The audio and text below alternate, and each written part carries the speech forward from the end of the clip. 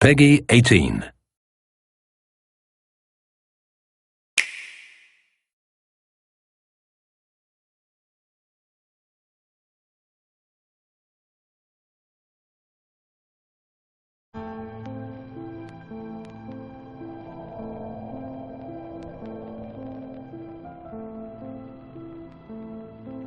One day I turned off the light, but it didn't go dark.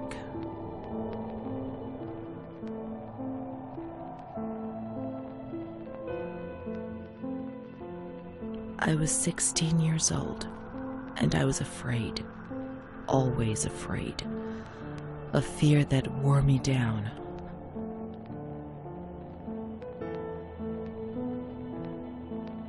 I needed help.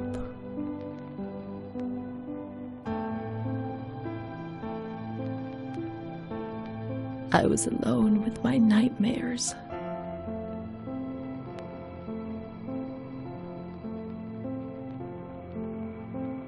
Screams, desperation,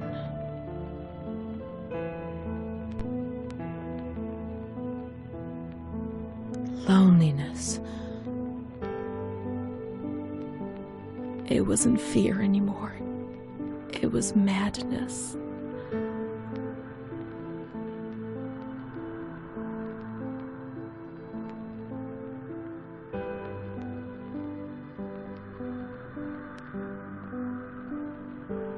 And when you're mad, you cease to exist.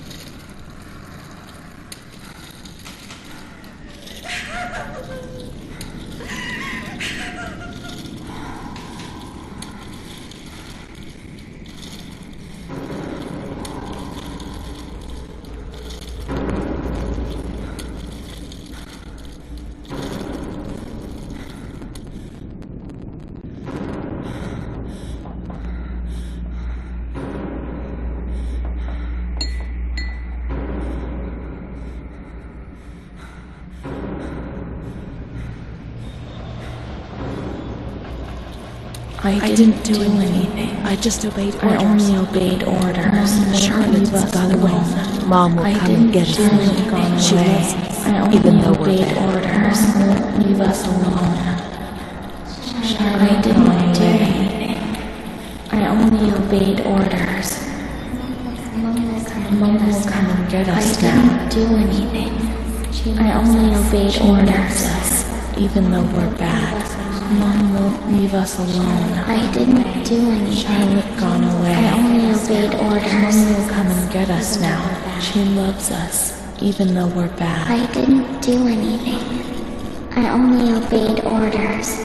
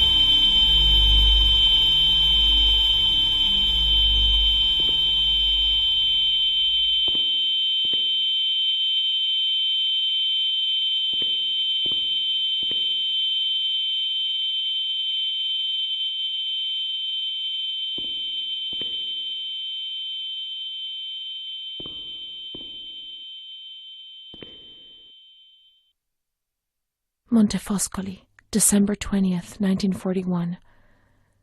Dear Director, could you please let me know how my daughter, your patient Renee T., is getting along? I've written to my daughter several times, but have received no reply. I'm very worried, particularly as I've been ill for some time and have not been well enough to come and visit her. Please kindly let me know when it will be possible for me to bring my daughter home. Your humble servant, Ada T. Bring this letter to the attention of Dr. C so he can assess the potential discharge of the patient.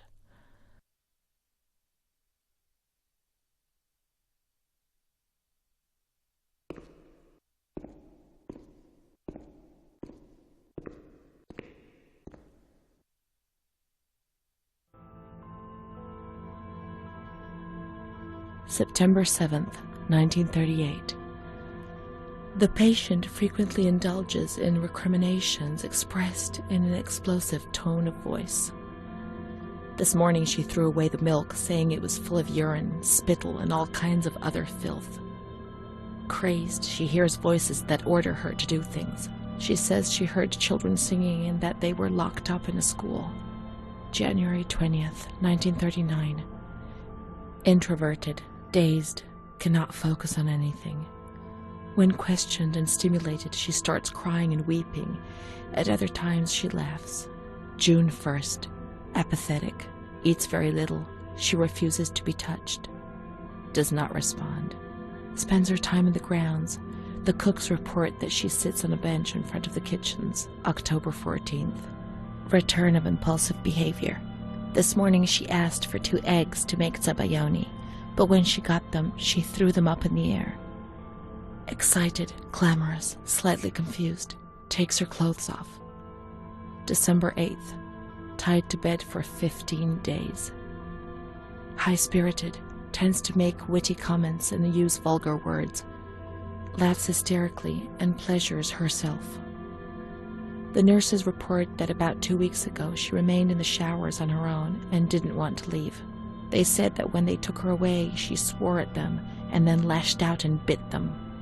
2 nurses had to be treated for their injuries. They've kept her tied to the bed since then. Transferred to the slightly agitated ward, from the care of Dr. B to the care of Dr. C. I was with Amara in the showers. My memories are terrifying. They're not real, are they?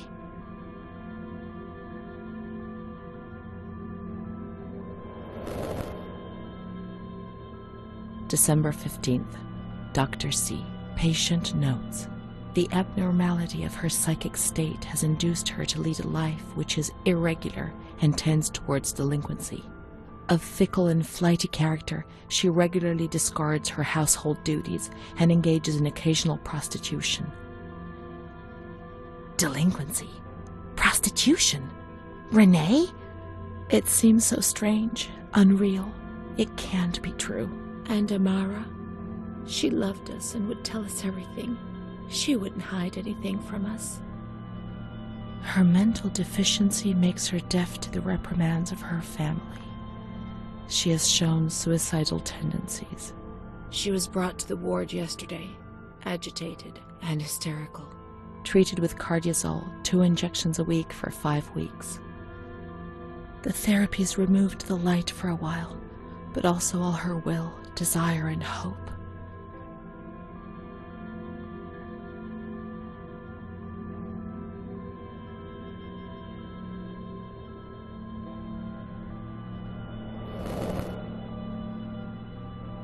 It was torture, but we had no choice. Nobody explained anything. No one tried to help us understand. We were like farm animals.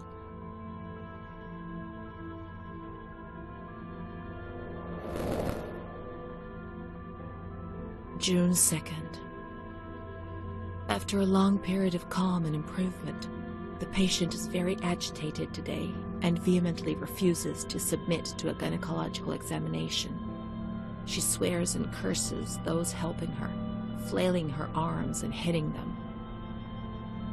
According to reports by Dr. B, the patient has been subjected to periodic checkups, since she had a spontaneous abortion about 2 years ago in her 3rd month of pregnancy. Conception occurred after she had sexual intercourse with a stranger who sneaked into the hospital grounds. Details are contained in the charges filed at police headquarters in Volterra, a copy of which is attached to these clinical notes. ES therapy. A spontaneous abortion? It's not true. I can't believe it. How could I have invented things if I didn't even know what they were doing to me?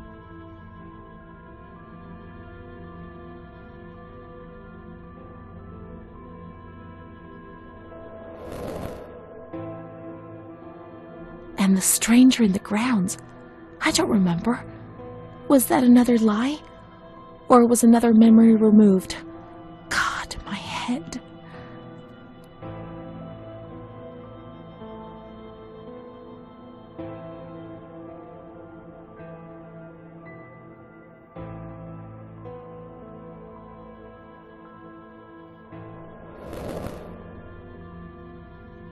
The other Renee? The one the doctor talked about? The evil one who made you feel ill? The prostitute? The delinquent? The manic one? And what was she called?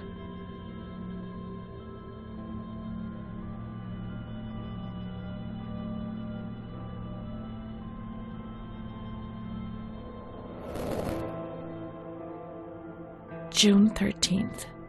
The nurses report that she descended into a state of great mental confusion after receiving her mother's letter.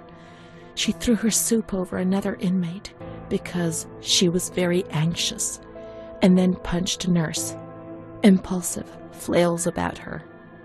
She rails against the doctor in vulgar terms while he is examining her, lashes out and spits. Block all correspondence to give the patient no further reason to become agitated. August 20th, tied to bed. The nurses report that the patient is extremely agitated after the visit of a relative or family friend. 2 days later, she is still shouting all the time that he commands her, that she must obey and harm herself, and that she is not Charlotte. All visits forbidden, constrained to bed, and intensification of ES therapy until we achieve results. No contact with the outside. That way nobody knew what was happening within these walls.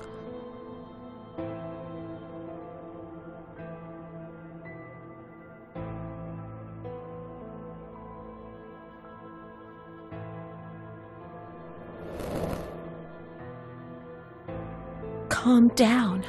You must be calm. Don't get agitated. We'll make you calm down. Is that the only thing that matters? Is tranquility worth the price of not living?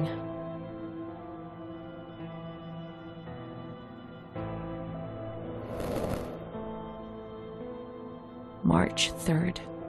Alert, correct attitude, replies when questioned.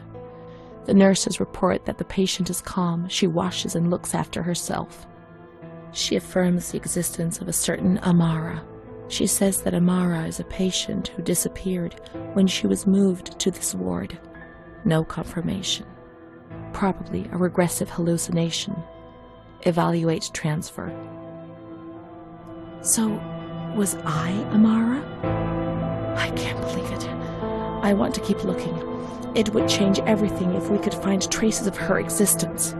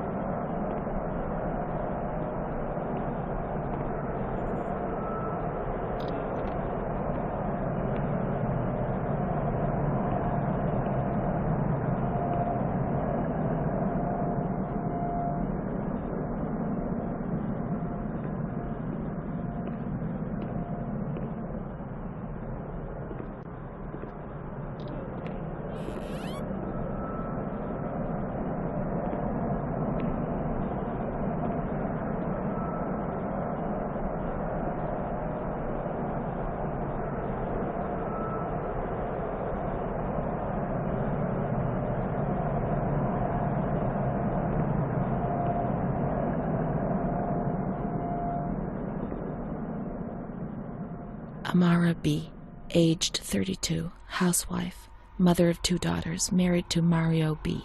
So Amara does exist. Yet she had no children and wasn't married, but that photo, it's her. June 3rd, 1936. Admitted yesterday, showing signs of improvement. June 8th. Cheerful, calm, and tranquil. Her behavior is good and she is keeping herself clean and tidy. Discharged on June 10th. April 28th, 1937. Arrived accompanied by her husband in an anxious and nervous state. Has difficulty speaking, trembles. Discharged May 14th. March 8th, 1938. A few days before Renee was admitted, she told me that she too had been admitted only a short time previously. Arrived yesterday in a febrile state. Discharged March 14th. She didn't leave. Certainly not after a few days. No. June 22nd, 1939. Readmitted once more. The patient shows rapid improvement. Discharged July 2nd. August 1st, 1941. The latest of many admissions due to agitation. Discharged August 27th. She came and went, stayed only for short periods, but I remember she was always with me. What's going on? March 4th, 1942. Back again, the same situation. March 8th. Compared to previous admissions, the patient seems depressed even after a few days, although her demeanor is calm and she is attentive. Discharged March 25th. April 2nd. The patient is distracted and apathetic. Her husband brought her here and said, "She's not eating, doctor. She spends all her time sleeping. I'm so worried, doctor. You know her. You can help her." April 6th. Tuberculosis. Patient transferred to the Maragliano Pavilion and is in isolation. May 3rd, 1942. Death from tuberculosis at approximately 8:30 a.m. Is Amara dead? Poor dear friend, I wasn't even able to say goodbye to you. Enclosed is a manuscript written by the patient, probably in a state of delirium. I'm dying, I know it. I'm losing a lot of blood, bleeding internally too. It's strange. Since I came back in here, I can't stop thinking about that little girl with her sad eyes, her desperation. I only saw her for a short time, it's true, but she remains in my heart. Will she still be here? I hope to God not. I hope she's better and her mother's taken her home. My memories don't match up. What's the point of this? Perhaps my memory is playing tricks on me. Things are not as I remember them, as I see them. But she said she liked me. I just can't understand it. I just wanted to say goodbye to her for the last time. I never even said goodbye to her.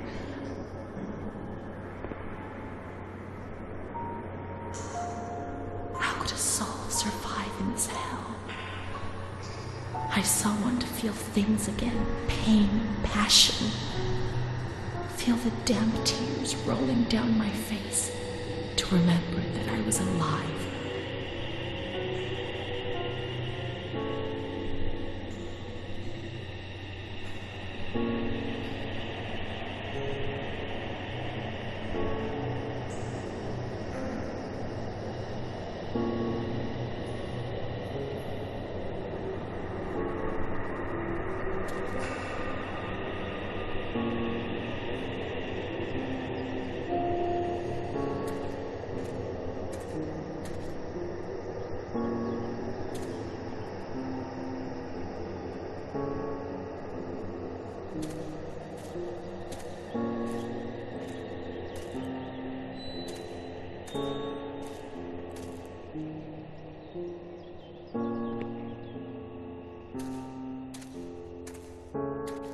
I can't be sure it's Amara's. These crosses are nameless. How will we ever know who is buried here? There are no names. We were worth nothing in death, as in life. If there was someone out there who cared for you, well, perhaps. I had Mom. Let's go and wait for her. She'll come and get us. She promised.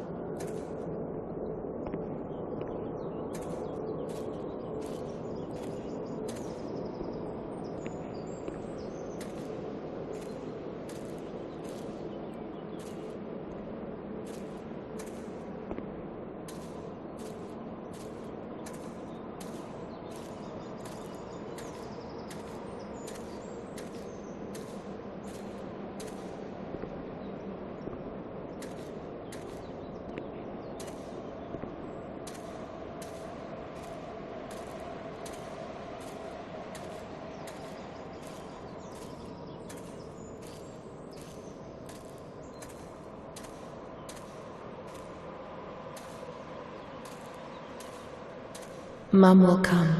She'll come.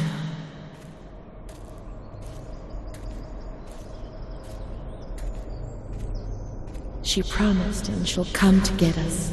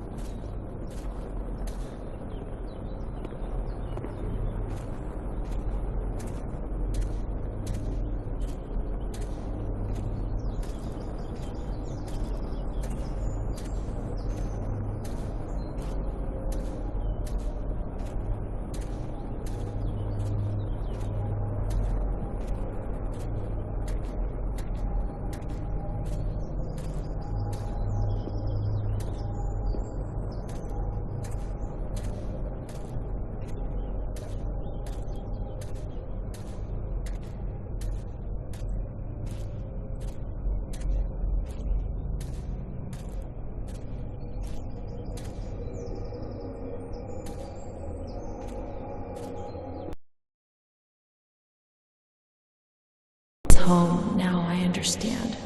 I won't misbehave anymore.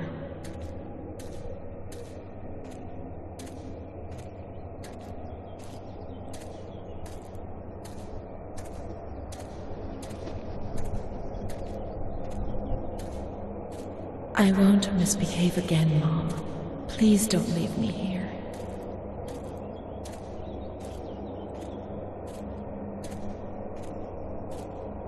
I won't cause any trouble. I'll be quiet in my corner.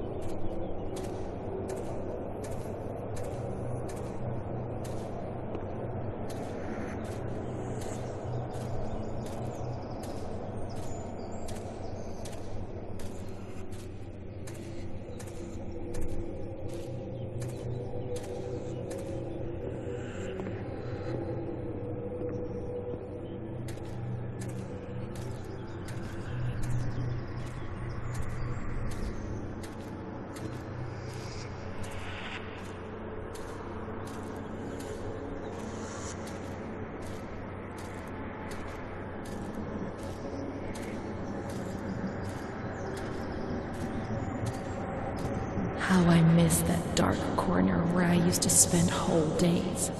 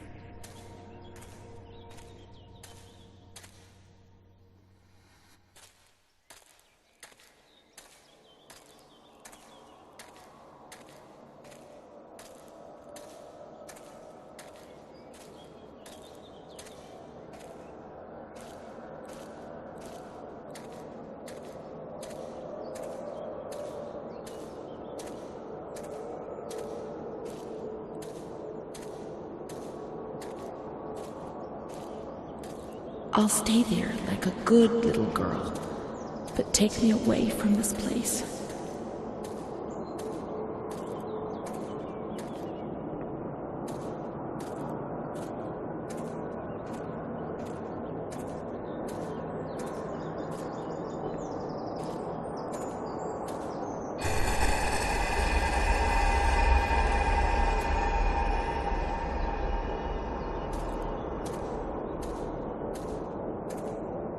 I must always concentrate on nothingness.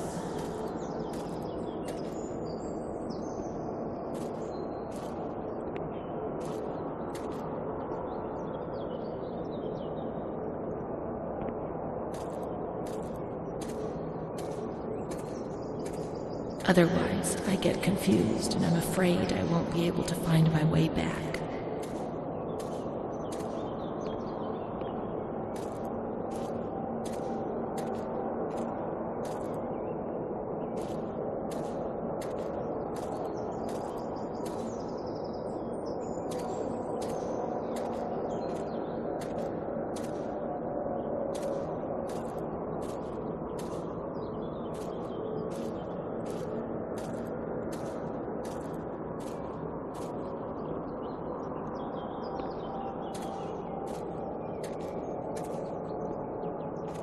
Any thoughts upset me so violently, and I can't handle them.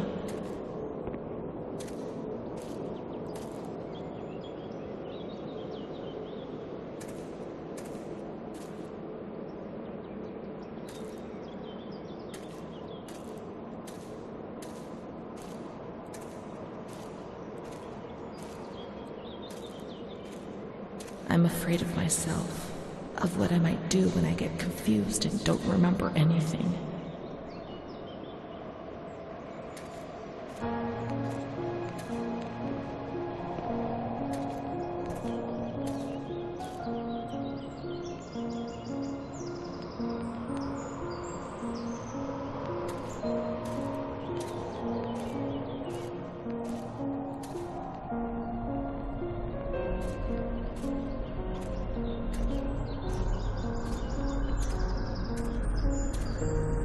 There are some wounds I'm not aware of.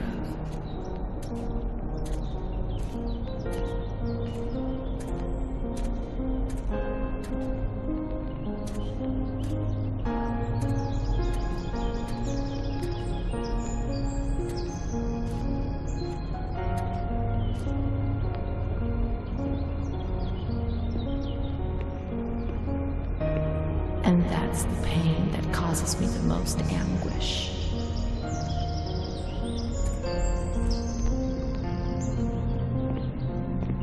I only wish I could hide away in a shell, in my little corner.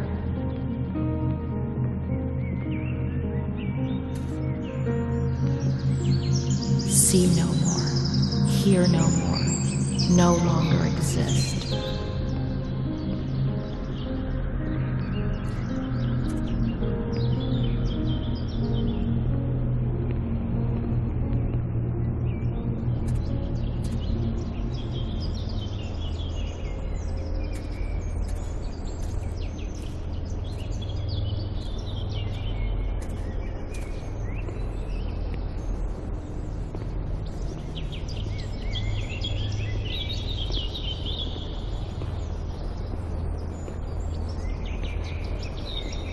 Take me away, Mom, I beg you.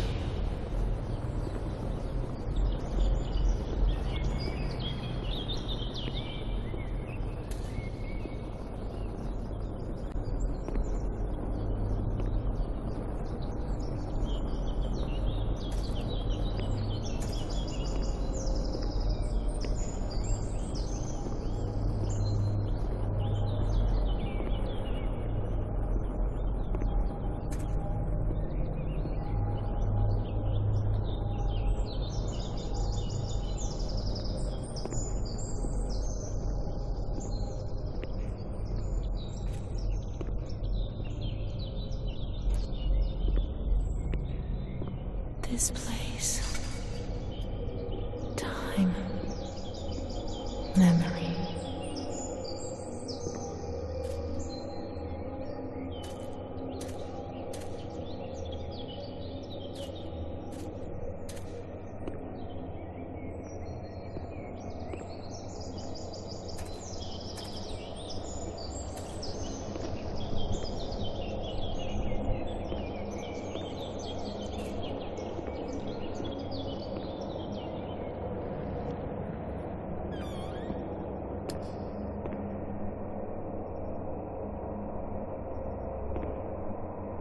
Miss, please send the following telegram to Adati.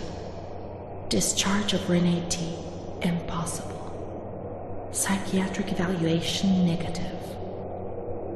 This is a life sentence.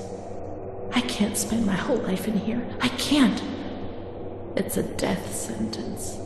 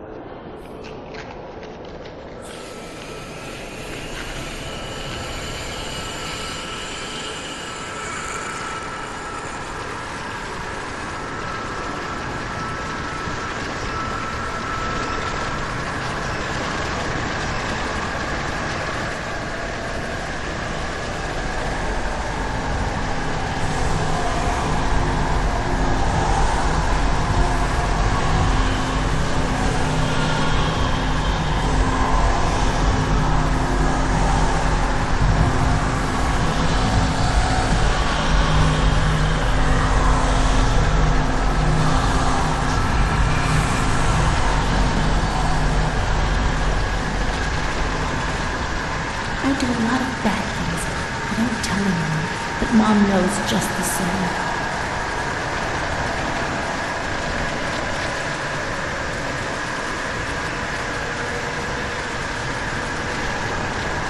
We learn so many things at school, and so we have to attend.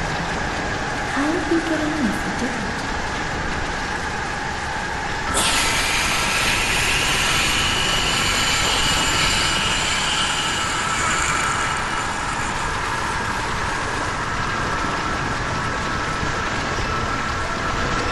Blackbirds in my head.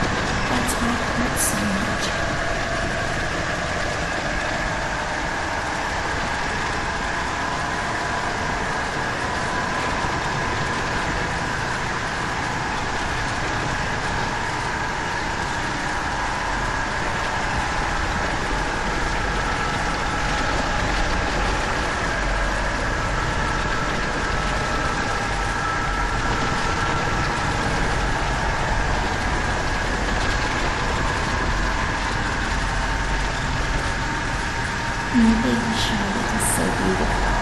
she's so good. But Renee isn't.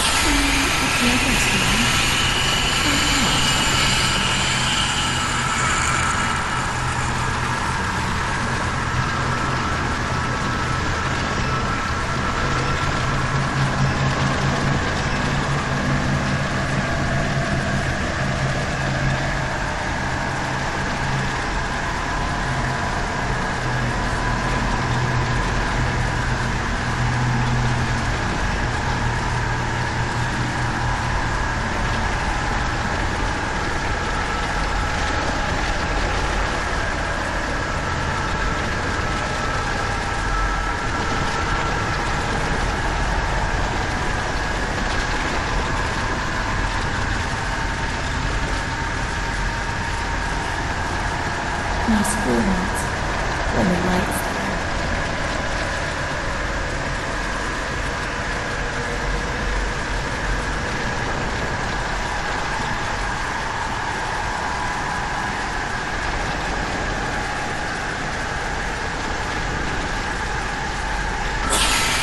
The cat plays inside me, and it eats me from inside. At least you can't see what's happening.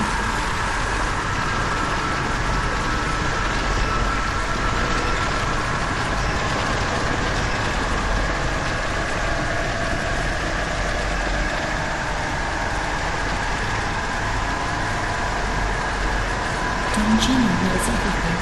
He speaks to God and he tells him lots of things.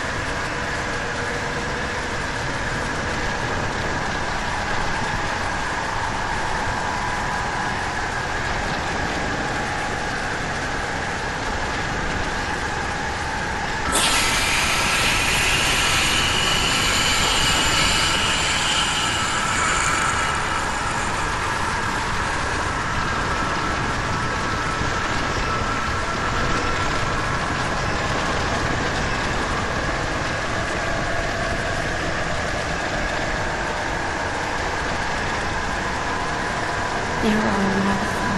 They want to hurt me. They fly. Even Charlotte can't help me.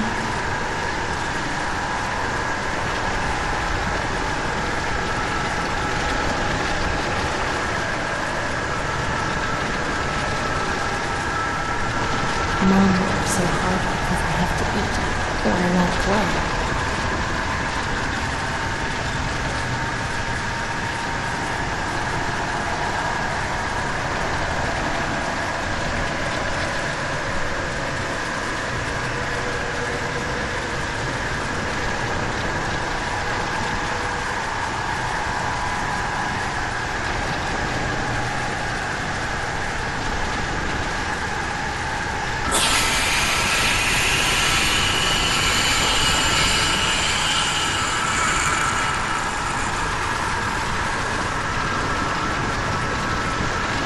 Mr. Murphy helps Mom. How would we manage if he didn't?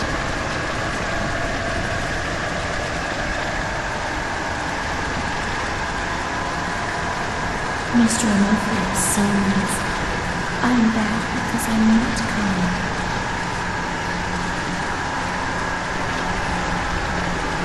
Mom always has to work because it's so cold in winter.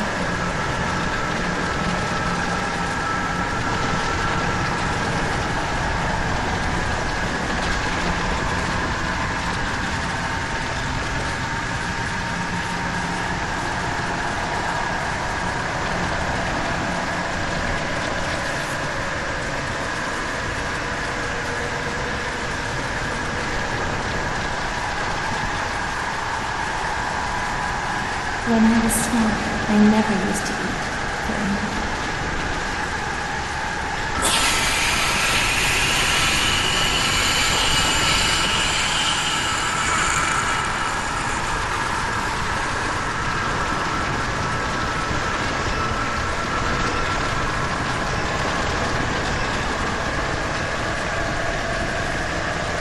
When I was little, I never used to sleep very much.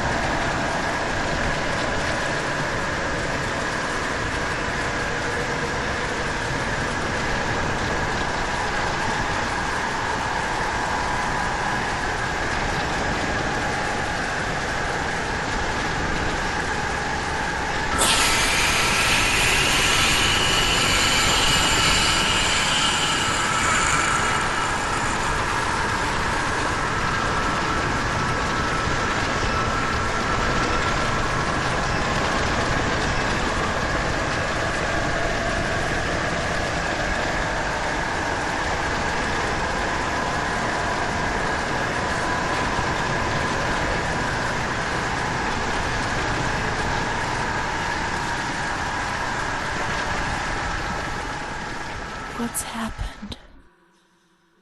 What is this place? Maybe I'm dead. I can't see any light. Maybe I am dead. I can't get up. What's going on? What's happening to me? There's no one here, but these noises. God, my head is killing me. I can't keep my eyes open.